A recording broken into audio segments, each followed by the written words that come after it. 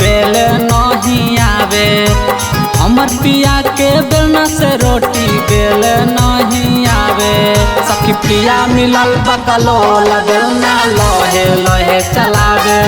सखी पिया मिलल बकलोल बेलना लोहे लोहे चलावे।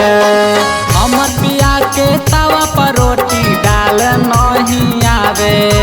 हमर पिया के तवा पर रोटी डाल नहीं आवे।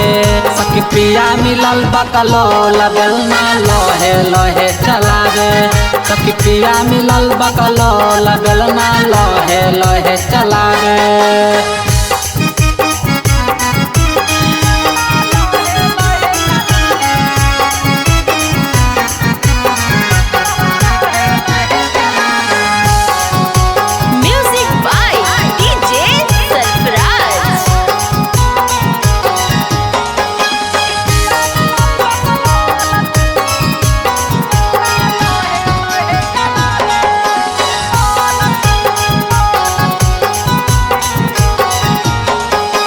हमर गरम तावा सखी असही जाता परी तहे। लगत की जवानी हमर असही जाई बीत है।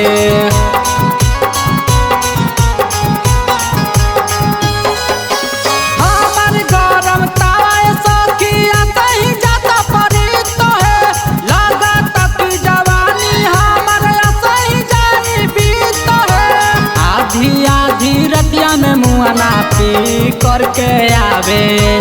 आधी आधी रतिया में मुआना पी करके आवे। सखी पिया मिलल बकलोल बेलना लोहे लोहे चलावे।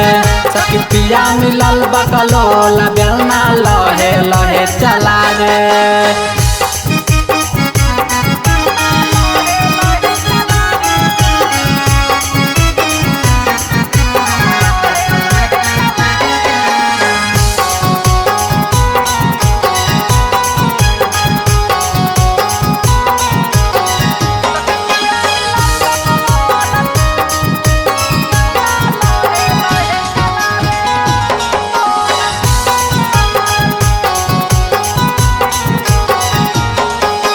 कौने के रतिया गांजा पी के मुआना गईले सूत है।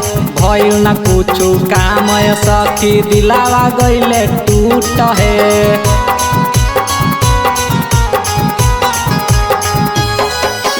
कौने के रतिया गांजा पी के मुआना गईले सूत है।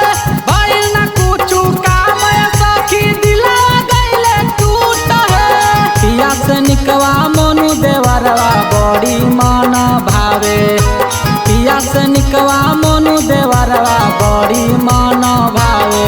सखी पिया मिलल बकलोल बेलना लोहे लोहे चलावे।